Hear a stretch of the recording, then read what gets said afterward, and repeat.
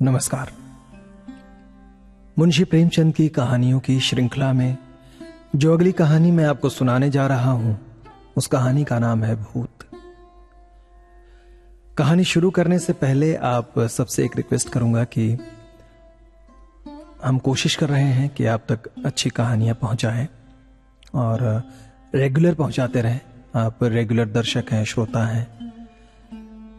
आपसे एक विनती है कि अपने जानने पहचानने वालों में हमारे चैनल को प्रमोट करें, सब्सक्राइब करें, ताकि ज्यादा से ज्यादा लोगों तक हम अपनी कहानियों को पहुंचा सकें और हमें अच्छे व्यूअर्स मिल सकें। Thank you. तो आइए शुरू करते हैं। भूत। मुरादाबाद के पंडित सीतानाथ चौबे गत 30 वर्षों से वहां के वकीलों के नेता हैं। उनके पिता उन्हें बाल्यावस्था में ही छोड़कर परलोक सिधारे थे। घर में कोई संपत्ति न थी। माता ने बड़े बड़े कष्ट झेलकर उन्हें पाला और पढ़ाया। सबसे पहले वो कचहरी में 15 रुपए मासिक पर नौकर हुए। फिर वकालत की परीक्षा दी, पास हो गए। प्रतिभा थी। 2 ही 4 वर्षों में वकालत चमक उठी। जब माता का स्वर्गवास हुआ तब पुत्र का शुमार जिले के गणमान्य व्यक्तियों में हो गया था। उनकी आमदनी 1000 रुपए महीने से कम न थी। एक विशाल भवन बनवा लिया था। कुछ जमींदारी भी ले ली थी। कुछ रुपए बैंक में रख दिए थे और कुछ लेन देन में लगा दिए थे। इस समृद्धि पर 4 पुत्रों का होना उनके भाग्य को आदर्श बनाए हुए था। चारों लड़के भिन्न भिन्न दर्जों में पढ़ते थे, मगर यह कहना कि सारी विभूति चौबे जी के अनवरत परिश्रम का फल थी, उनकी पत्नी मंगला देवी के साथ अन्याय करना है। मंगला बड़ी सरल, गृह कार्य में कुशल और पैसे का काम धेले में चलाने वाली स्त्री थी। जब तक अपना घर न बन गया उसने 3 महीने से अधिक का मकान किराए पर नहीं लिया और रसोई के लिए मिसराइन तो उसने अब तक न रखी थी। उसे अगर कोई व्यसन था तो गहनों का, और चौबे जी को भी अगर कोई व्यसन था तो स्त्री को गहने पहनाने का। वो सच्चे पत्नी परायण मनुष्य थे। साधारणतः महफिल में वेश्याओं से हंसी मजाक कर लेना उतना बुरा नहीं समझा जाता, पर पंडित जी अपने जीवन में कभी नाच गाने की महफिल में गए ही नहीं। 5 बजे तड़के से लेकर 12 बजे रात तक उनका व्यसन मनोरंजन, पढ़ना लिखना, अनुशीलन, जो कुछ था कानून था। न उन्हें राजनीति से प्रेम था, न जाति सेवा से। वे सभी काम उन्हें व्यर्थ से जान पड़ते थे। उनके विचार में अगर कोई काम करने लायक था तो बस कचहरी जाना, बहस करना, रुपए जमा करना और भोजन करके सो रहना। जैसे वेदांती को ब्रह्म के अतिरिक्त जगत मिथ्या जान पड़ता है, वैसे ही चौबे जी को कानून के सिवा सारा संसार मिथ्या प्रतीत होता था। सब माया थी, एक कानून ही सत्य था। चौबे जी के मुखचंद्र में केवल एक कला की कमी थी, उनके कोई कन्या न थी। पहलौठी कन्या के बाद फिर कन्या हुई ही नहीं और न अब होने की आशा ही थी। स्त्री और पुरुष दोनों उस कन्या को याद करके रोया करते थे।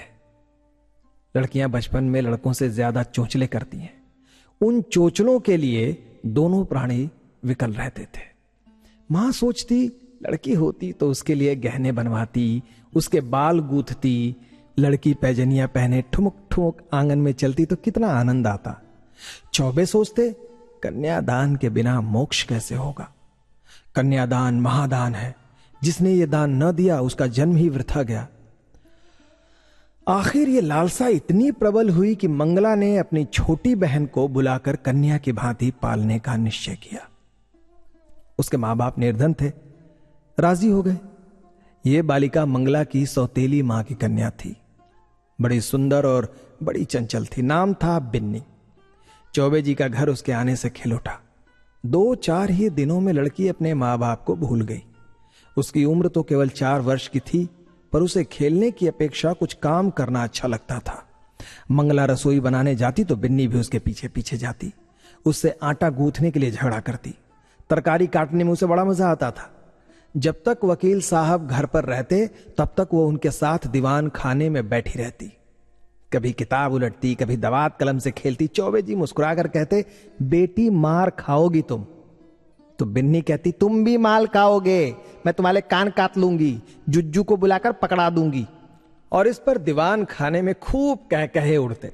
वकील साहब कभी इतने बाल्य वत्सल नहीं थे।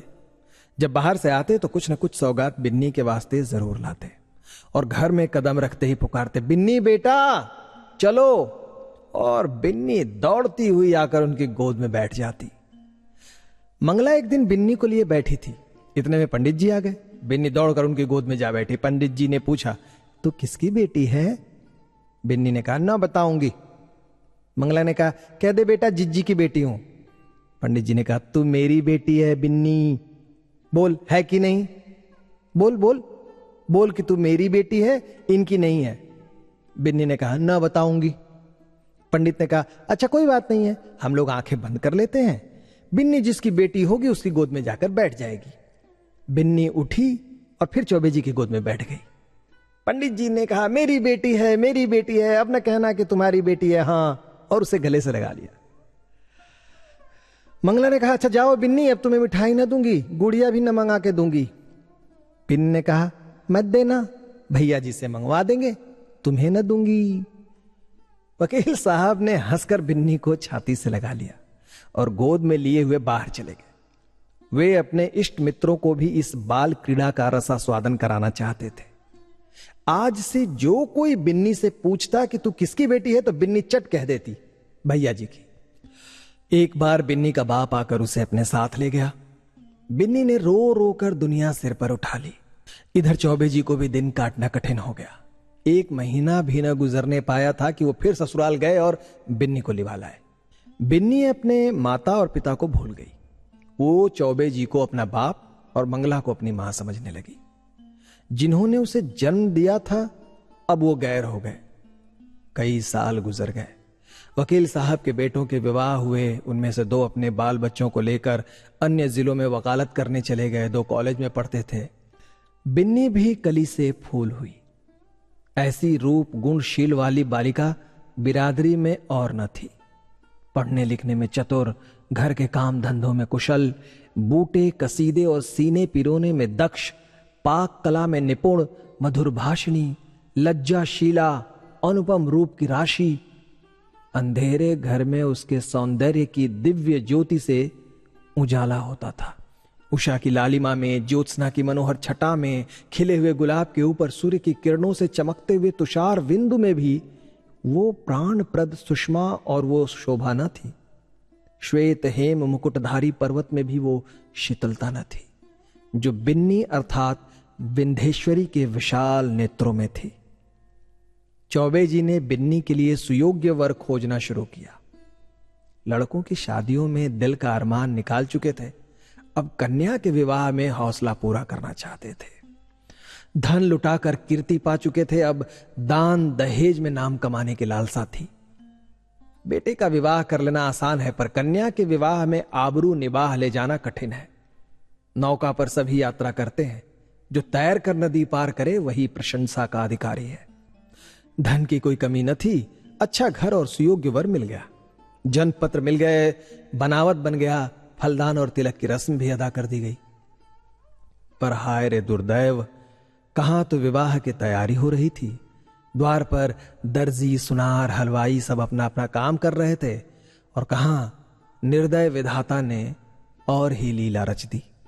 विवाह के 1 सप्ताह पहले मंगला अनायासा ही बीमार पड़ी। 3 ही दिन में अपने सारे अरमान लिए हुए परलोक सिधार गई। संध्या हो गई थी।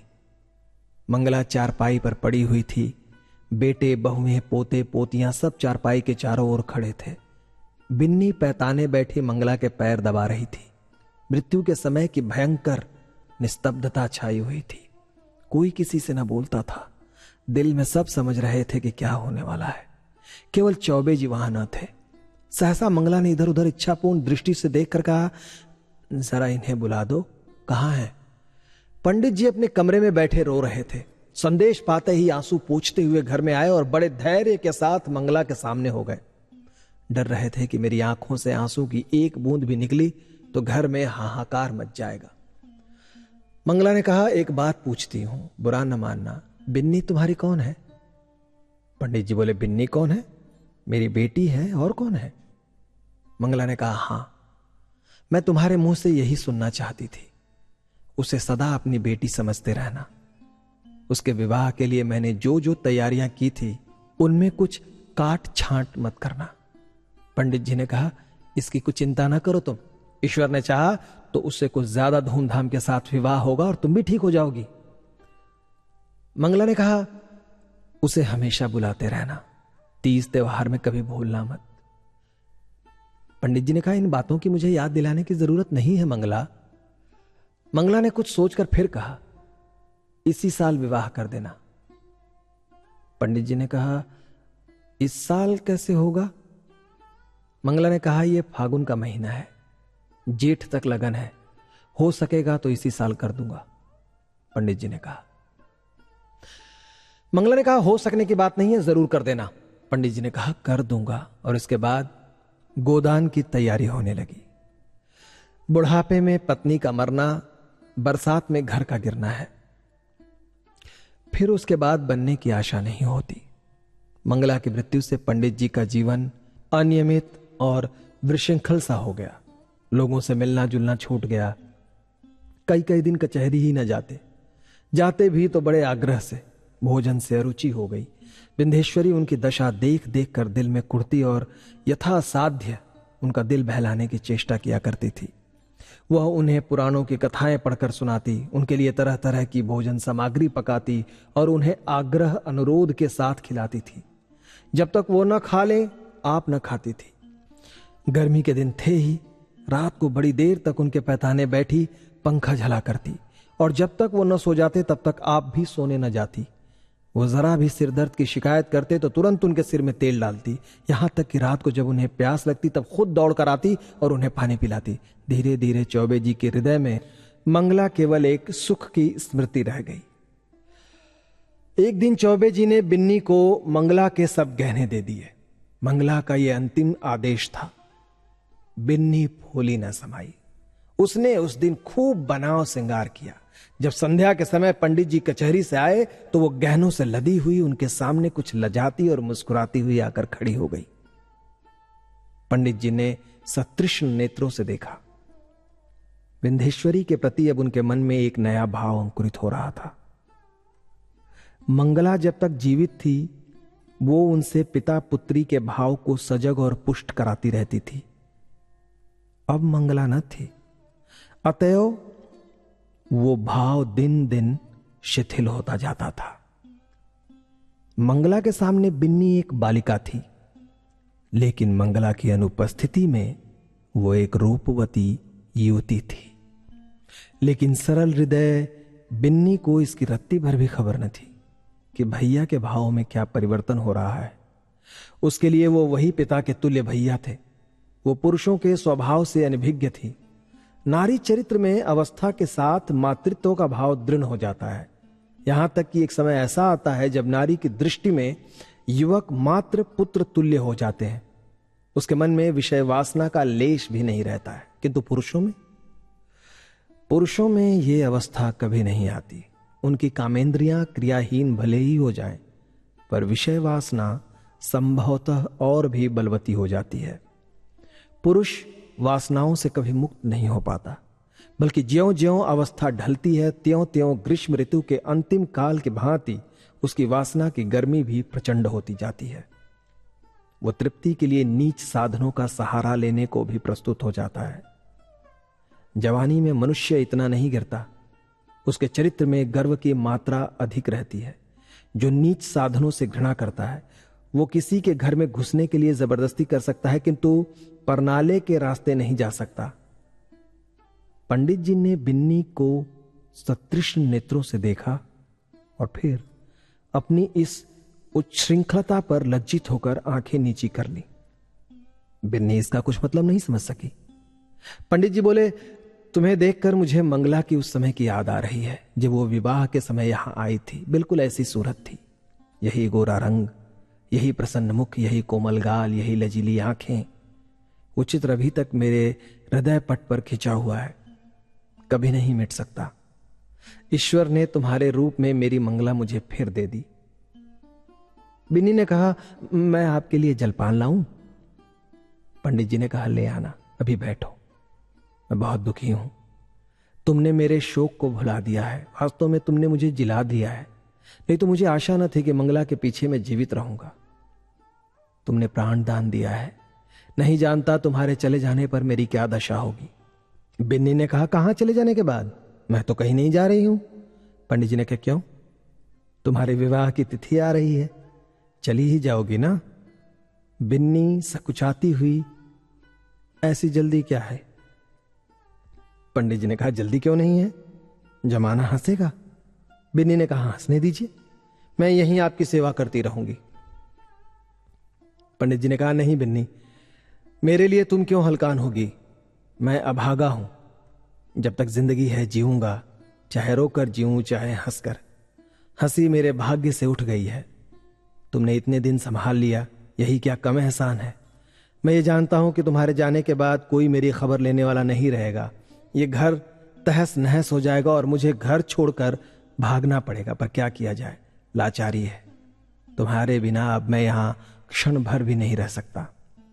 मंगला की खाली जगह तो तुमने पूरी की, अब तुम्हारा स्थान कौन पूरा करेगा? बिन्नी ने कहा, क्या इस साल रुक नहीं सकता? मैं इस दशा में आपको छोड़कर नहीं जाऊंगी। पंडित जी ने कहा, अपने बस की बात तो नहीं। वे लोग आग्रह करेंगे तो मजबूर होकर करना ही पड़ेगा ना। बिन्नी ने कहा, बहुत जल्दी मचाएंगे तो आप कह दीजिएगा अब नहीं करेंगे। उन लोगों के जी में जो जी आए करें, यहां उनकी कोई दबैल बैठा हुआ है क्या?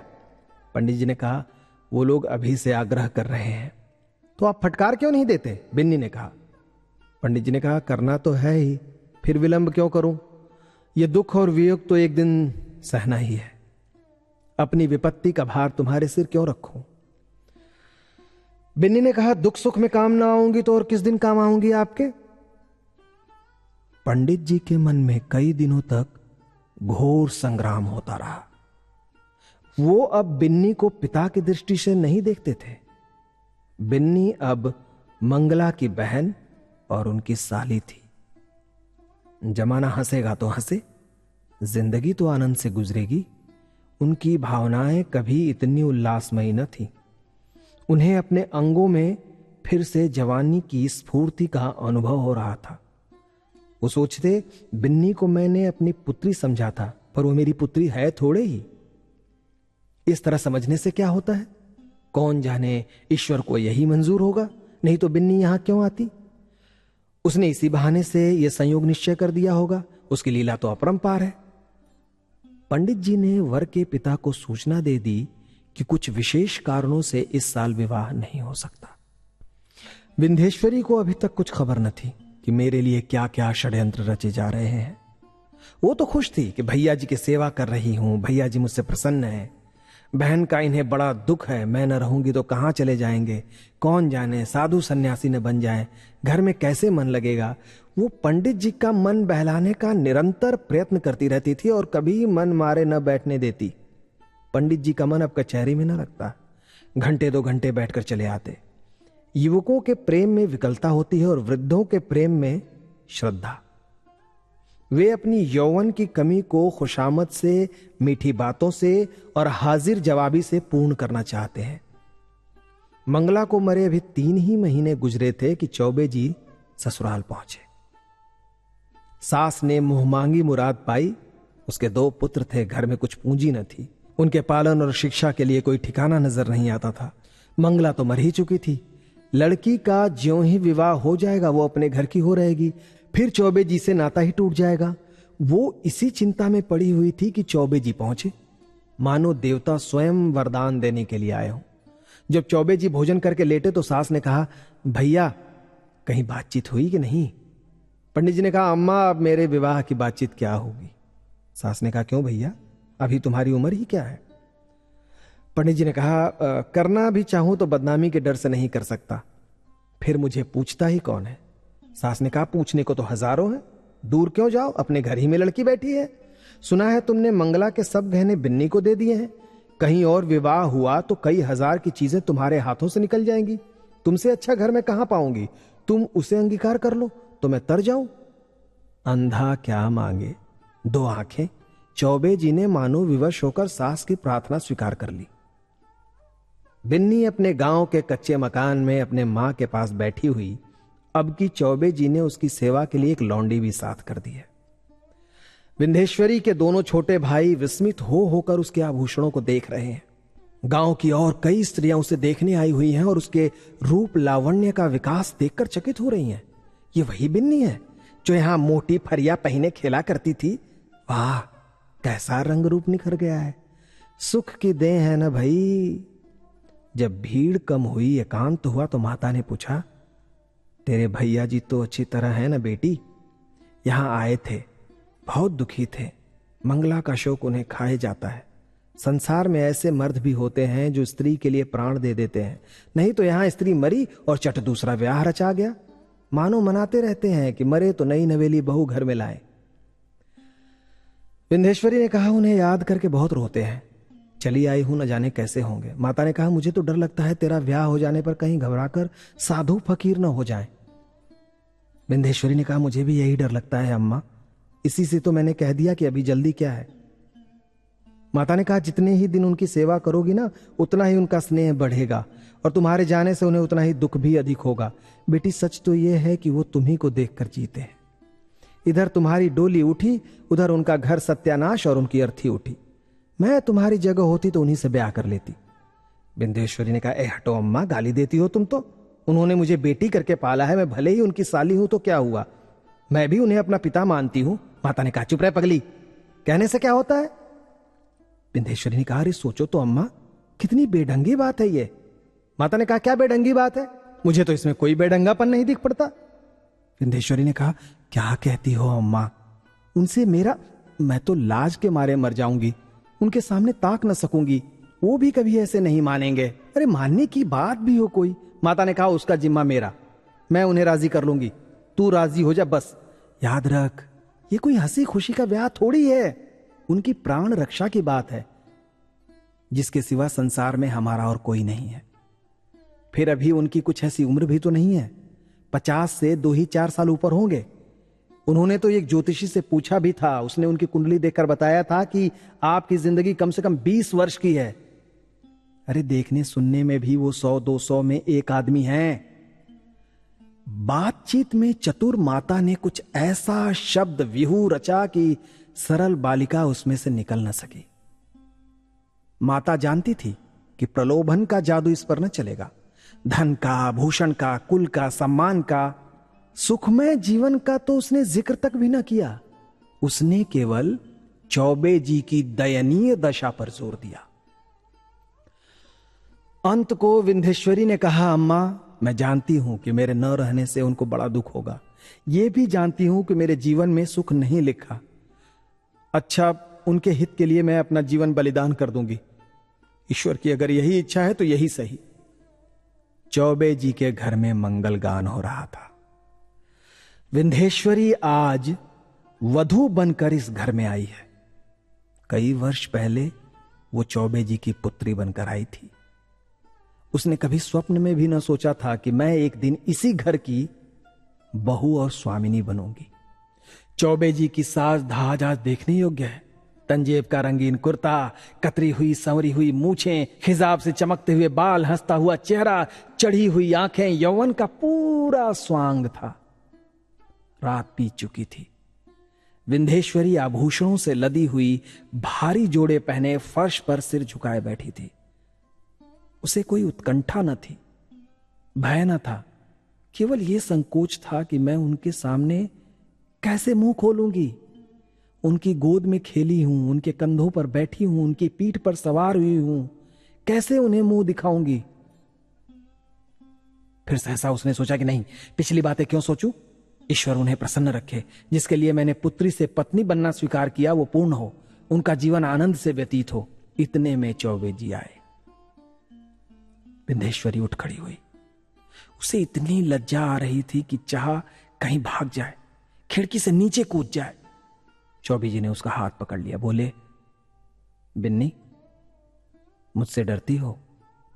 बिन्नी कुछ न बोल सकी, मूर्ति की तरह वहीं खड़ी रही।